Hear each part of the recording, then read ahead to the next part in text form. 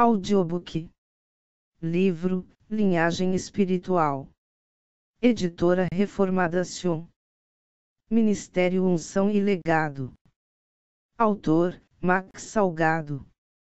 Edição original em português, copyright 2014. Max Salgado. Todos os direitos reservados. ISBN 978-85-8255119-6. Tradução pela editora Sion para a língua espanhola, inglesa e francesa, copyright 2014. Todos os direitos reservados. É proibida a reprodução desta edição em parte ou total sem a permissão do autor. Impresso no Brasil. Ministério Max Salgado. Ministério Unção e Legado. Editora Reformadação. Rio de Janeiro, RJ. Na salvação, Deus simplesmente não lança um salva-vidas para uma pessoa que se afoga. Ele vai até as profundezas do mar e tira o corpo do fundo, leva-o à margem, respira nele o fôlego da vida e o faz viver. Deus escolheu um povo para ele. Todo o plano da salvação começa exclusivamente em Deus. Em nenhum momento de nossas vidas dependeu de nós. Nada tão maravilhoso e perfeito pode nascer em um coração como o nosso. Agradecimentos. Gostaria de agradecer primeiramente a Deus por ter me escolhido para Ele, para falar do teu nome. Eu estava perdido neste mundo, mas Ele me encontrou e me deu vida. Ele me fez nascer de novo para fazer parte de sua igreja. Gostaria de agradecer a Deus pela minha família. Meu filho Beni Gabriel, ao meu pai José Moreira e minha mãe Teresa, minha irmãs Lígia, Josi e Nena, amo vocês. Porque os que dantes conheceu também os predestinou para serem conformes à imagem de seu filho, a fim de que ele seja o primogênito entre muitos irmãos. E aos que predestinou a estes também chamou, e aos que chamou a estes também justificou, e aos que justificou a estes também glorificou. Que diremos, pois, a estas coisas? Se Deus é por nós, quem será contra nós? Aquele que nem mesmo a seu próprio Filho poupou, antes o entregou por todos nós, como nos não dará também com ele todas as coisas? Romanos 8:29-32. Como também nos elegeu nele antes da fundação do mundo, para que fôssemos santos e irrepreensíveis diante dele em amor. E nos predestinou para filhos de adoção por Jesus Cristo, para si mesmo, segundo o beneplácito de sua vontade. Para louvor da glória de sua graça, pela qual nos fez agradáveis a si no amado. Em quem temos a redenção pelo seu sangue, a remissão das ofensas, segundo as riquezas da sua graça. Efésios 1:4,7. Capítulo 01. O plano soberano de Deus. Efésios 1:4-5. Deus escolhe o seu povo antes da fundação do mundo. Ele separa o seu povo. A palavra diz em Efésios que antes dos tempos eternos Deus separa homens para Ele. Ele predestina aqueles que Ele já conhece antes de tudo e traça a sua história. Meus amados, um homem pode resistir a Deus, mas não pode resistir a ponto de sair vitorioso. Quando Deus tem um plano na vida de um homem e uma mulher, Ele vai até conseguir vencer todas as nossas forças, e cedemos à sua vontade, pois nada nem ninguém pode resistir ao Todo-Poderoso. Quem pode resistir a um Deus que não conhece a derrota, que não sabe o que é perder? Tudo o que Deus quer Ele faz. Toda a história do homem já foi determinada por Deus. Ele já escreveu toda a nossa vida, até mesmo a parte de nosso livre-arbítrio que Ele permitiu, onde podemos fazer nossas vontades, mas chega um momento que Ele toma o controle e acerta as nossas vidas. Por toda uma eternidade Deus preordenou tudo o que acontece, incluindo o destino dos homens. É ensinada em muitas passagens, como de Efésios 1, 4 e 6:11, que diz: assim como nos escolheu nele antes da fundação do mundo, para sermos santos e irrepreensíveis perante ele, e em amor nos predestinou para ele, para uma adoção de filhos, por meio de Jesus Cristo. Deus escolheu da raça humana decaída certo número para a vida eterna, ficando certo que deixou outros em seu estado de perdição e decretando sua condenação por seus pecados. A eleição é fruto da graça de Deus, não o resultado de uma previsão feita por Deus de que este ou aquele pecador teria fé. Ele não apenas previu que um determinado pecador teria fé em Cristo, mas determinou dar a fé a um determinado pecador para que ele crescesse em Cristo e fosse salvo. Eleição incondicional. Deus, na eternidade passada, escolheu salvar uma grande multidão de pecadores, a qual nenhum homem pode numerar. Ele escolheu uma igreja, uma noiva para o seu Filho Jesus Cristo.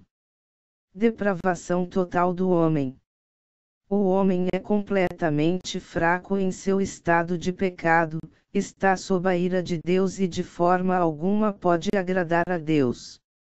Depravidade total também significa que o homem não vai naturalmente procurar conhecer a Deus, até que Deus graciosamente o encoraje a assim agir. Expiação limitada. Também chamada de redenção particular. Cristo tomou sobre si o julgamento do pecado dos eleitos e, portanto, pagou por suas vidas com a sua morte. Em outras palavras, ele não só tornou salvação possível, ele na verdade a obteve por aqueles que ele tinha escolhido. Graça irresistível. Em seu estado depois da queda ao pecado, o homem resiste ao amor de Deus, mas a graça de Deus trabalhando em seu coração faz com que tal homem deseje o que ele tinha previamente resistido. Quer dizer, a graça de Deus não vai falhar em realizar o seu trabalho de salvação na vida dos eleitos. Perseverança dos santos. Deus protege seus santos de se desviar totalmente, por isso salvação é eterna. Deus escolhe um povo para si mesmo, Deus escolhe uma noiva para o seu Filho Jesus Cristo, um povo santo, separado na eternidade para as bodas do Cordeiro. Deus traça um plano quando nós ainda não existíamos, mas Ele vendo as eras, Ele enxergando as gerações futuras escolhe homens e mulheres para serem feitos filhos de Deus, seres que não são carnais mas espirituais. Um plano predeterminado no coração de Deus, um plano traçado no Altíssimo. Essa escolha não começou em mim, não começou em ti, começou naquele que é o grande Eu Sou. O Verbo que se fez carne e habitou entre nós, com graça e misericórdia, Ele é fiel. Capítulo 02. O Salvador Jesus Cristo. A Bíblia aponta diretamente para a deidade de Jesus, afirmando que Jesus Cristo é Deus. No Antigo Testamento os profetas falaram exaustivamente sobre isso. O salmista Davi, no Salmo 24, celebra a vitória do Rei da Glória, e o Novo Testamento nos revela que Jesus é o Rei da Glória, 1 Coríntios 2:08.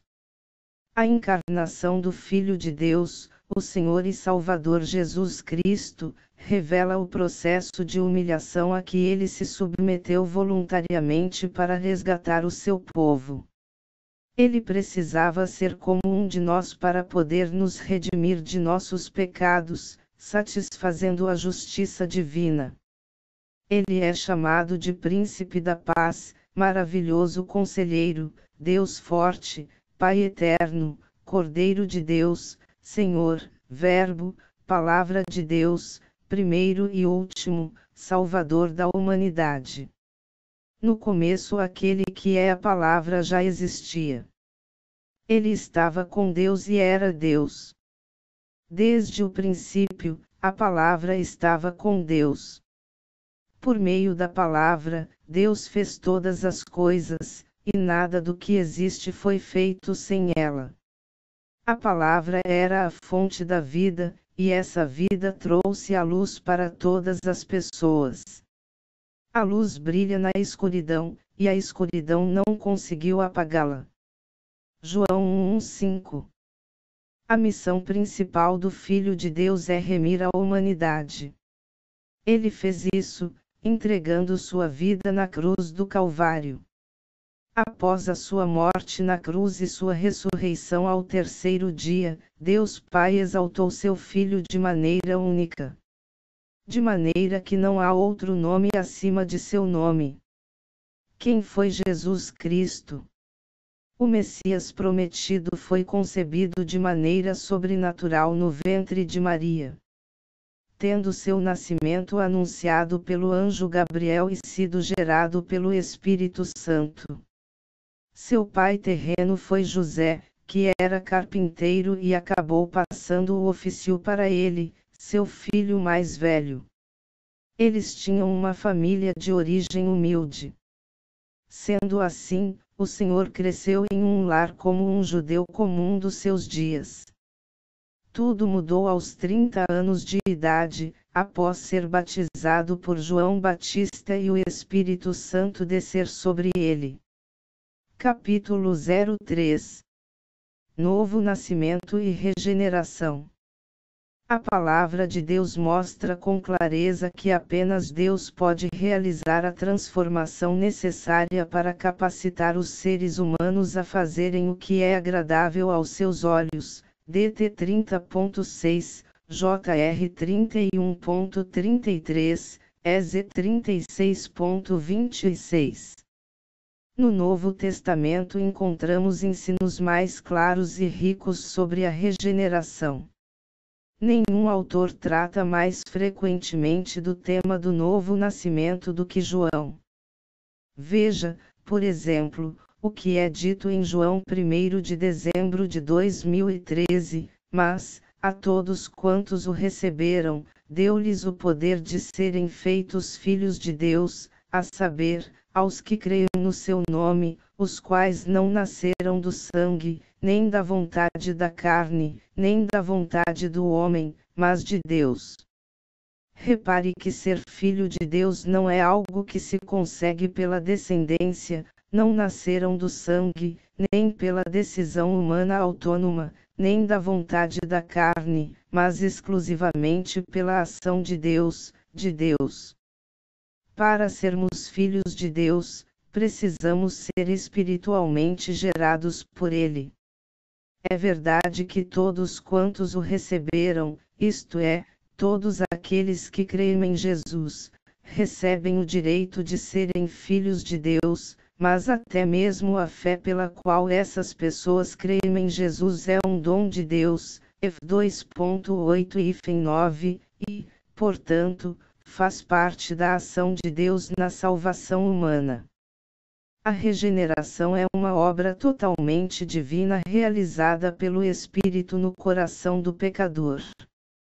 Quando Jesus diz que o que é nascido da carne é carne, e o que é nascido do Espírito é Espírito, ele não está usando a palavra carne no sentido de natureza humana escravizada pelo pecado, como Paulo faz frequentemente, mas no sentido de fraqueza humana. O sentido do texto é que aquele que tem um nascimento apenas físico continua sendo uma pessoa não regenerada, mas aquele que é nascido do Espírito se torna uma pessoa regenerada, um filho de Deus. A regeneração, portanto, provoca em nós uma mudança real, deixamos de ser simplesmente criaturas de Deus e nos tornamos filhos de Deus. A regeneração não nos torna perfeitos. Mesmo depois de regenerados, continuamos tendo que lidar com o problema do pecado, como o próprio João ensina: se dissermos que não temos pecado nenhum, a nós mesmos nos enganamos e a verdade não está em nós. 1 João 1.8. Seremos perfeitos somente quando formos glorificados. No entanto, a regeneração coloca em nosso coração uma disposição nova, uma disposição para o bem que agrada a Deus, uma disposição para a santidade, de modo que não mais servimos ao pecado como escravos. Em 1 João 4.7, João afirma que a pessoa regenerada ama seus irmãos, sendo esta mais uma evidência da regeneração. Uma pessoa regenerada reconhece em outra pessoa regenerada um irmão em Cristo.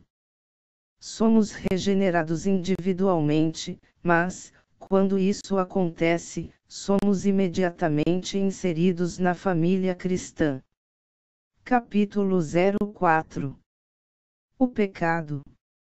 Deus disse: certamente morrerás. Então, a serpente disse à mulher: é certo que não morrerás. Gênesis 3:1-4.